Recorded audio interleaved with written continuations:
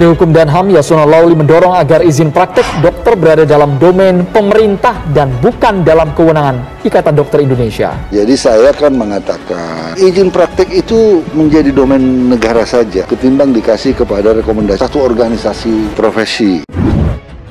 Inovasi merupakan kunci bagi kemajuan sebuah negara, tidak terkecuali Indonesia. Oleh karena itu, tentunya kita akan selalu mendukung inovasi-inovasi yang dilakukan oleh para inovator kita. Tentu kita semuanya mendukung adanya penelitian dan pengembangan, baik itu obat maupun vaksin, agar terwujud kemandirian di bidang farmasi.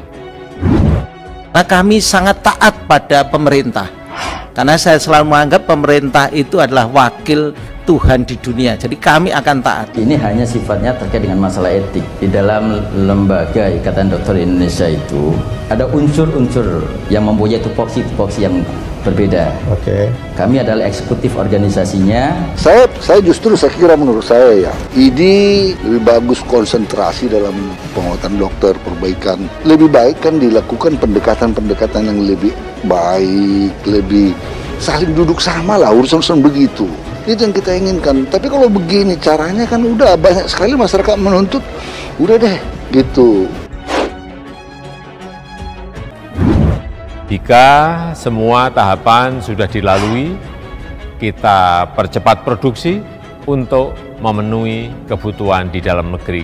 Menkumham Yasona Lawli menyayangkan pemecatan terawan Agus Putranto dari Ikatan Dokter Indonesia atau IDI. Yasona mengaku telah banyak dibantu terawan, salah satunya mendapatkan vaksin Nusantara. Sebelum gonjang-ganjing keputusan IDI tentang pemberhentian permanen Letnan Jenderal TNI Purnawirawan Profesor Dr.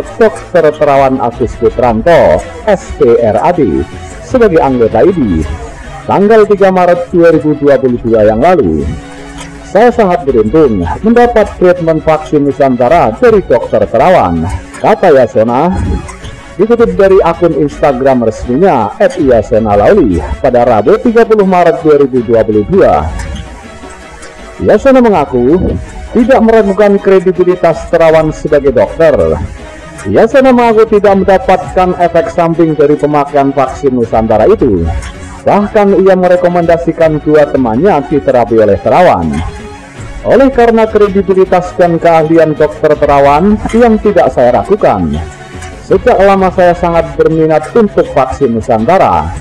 Saya tahu banyak pejabat tinggi negara yang sudah menerima suntikan vaksin dari Dr. Terawan, serta sangat meyakini kemampuannya, kata Yasona.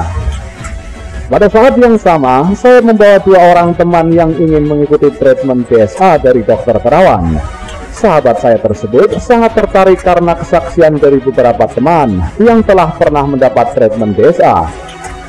Setelah mendapat treatment DSA dari Dr. Terawan, seminggu kemudian saya tanya kepada mereka bagaimana hasilnya.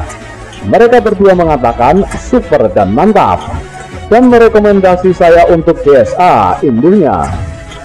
Lebih lanjut, saat kabar pemecatan dari IDI terhadap Terawan, Yasona menceritakan pendapat kedua sahabatnya itu. Menurut dua temannya Yasona, pemecatan tersebut merupakan buntut dari kearoganan pihak tertentu, yang menurutnya pasien yang mendapatkan pengobatan dari Terawan ada yang mengaku puas. Ketika teman berdua ini mendengar keputusan IDI, kata-kata yang keluar dari mulut mereka adalah sirik dan arogan. Kami merasakan manfaat treatment yang dilakukan oleh Dr. Terawan. Itu adalah pengalaman empirik mereka. Fakta, saya kira ribuan pasien yang mendapat treatment DSA dari Dr. Terawan mengatakan hal yang sama, ujar Yasona. Yasona mengaku menyayangkan terkait keputusan IDI memecat Terawan sehingga berdampak Terawan tidak dapat melakukan praktek. Yasona menilai justru IDI harus dievaluasi. Ia mengusulkan agar pemerintah membuat undang-undang izin praktek dokter merupakan domain pemerintah. Secara sinsei, ini adalah bukti empirik. Oleh karenanya, saya sangat menyesalkan putusan IDI tersebut. Apalagi sampai memvonis untuk tidak diizinkan melakukan praktek untuk melayani pasien, ujar Yasona. Posisi ID harus dievaluasi. Kita harus membuat undang-undang yang menegaskan izin praktek dokter adalah domain pemerintah. Dalam hal ini, Kementerian Kesehatan.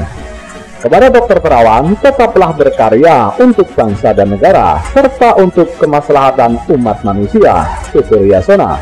Salam sehat, salam sejahtera. Izinkanlah saya sebagai Ketua terpilih Pengurus Besar Ikatan Dokter Indonesia menyampaikan fakta sejarah membuktikan ID untuk Indonesia. Pengurus Ikatan Dokter Indonesia hari ini tidak memenuhi panggilan rapat dengar pendapat dengan Komisi 9 DPR RI. Ketidakhadiran Ikatan Dokter Indonesia dalam rapat dengar pendapat bersama Komisi 9 DPR ini beralasan tidak bisa hadir karena sedang menyelesaikan dokumen dan pemberkasan muktamar di Aceh. Ya, saya kira tolong untuk melakukan sebuah proses internalisasi untuk menggali lebih dalam terkait dengan hal ini. Sebaiknya sih memang duduk bersama. Sebaiknya gitu ya. Regulasinya dibantu dong. Karena ini kan bermanfaat. Gitu. Pada saat kita bicara terkait dengan pelayanan, maka pelayanan itu harus berbasis pada sebuah penelitian. Intinya sebenarnya di situ. Kalau ini merupakan regulasi yang ada di ID, kan regulasi itu bukan harga mati. Kan memang manfaatnya sudah dirasakan oleh masyarakat luas banyak. Meskipun memang ada regulasi yang harus di prosedur yang harus dilalui. Itu kan bisa dibicarakan. Rakyat akan banyak kecewa terhadap ID. Padahal sebetulnya ID itu kan pembina dokter, bukan pembinasa dokter. Kalau dokternya ada kesulitan ditolongin. Seharusnya ID itu begitu. Kita bayar loh tiap bulan. Nah, tetapi bukan untuk kemudian memecat seumur hidup. Bagaimana memecat seumur hidup itu? Pasiennya saja juga banyak. Sejumlah tokoh mengungkap kesaksiannya terhadap metode pengobatan yang dijalankan Dr. Terawan Agus Putranto.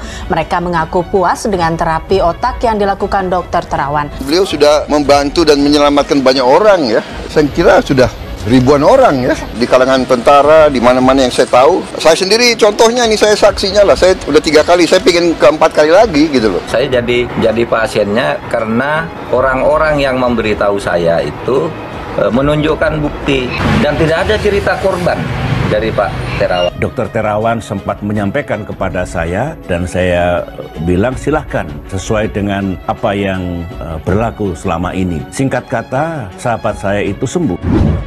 PBID memutuskan untuk memecat Terawan Agus Putranto dari keanggotaan PBID secara permanen. Apa yang menjadi penyebabnya dan apa dampaknya kira-kira bagi Terawan?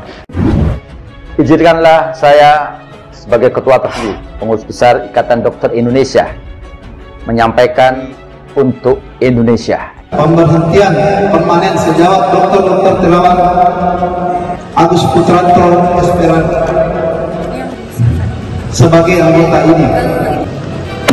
Kalau kepercayaan atau integritas itu penting, apalagi buat seorang dokter. Kalau kumpulan para dokter sudah tidak diakui lagi integritasnya dan hanya dianggap sebagai mesin pengeruk uang, maka jangan salahkan kalau pandangan masyarakat banyak membela Dr. Terawan yang mereka anggap baik meskipun penelitiannya tidak prosedural.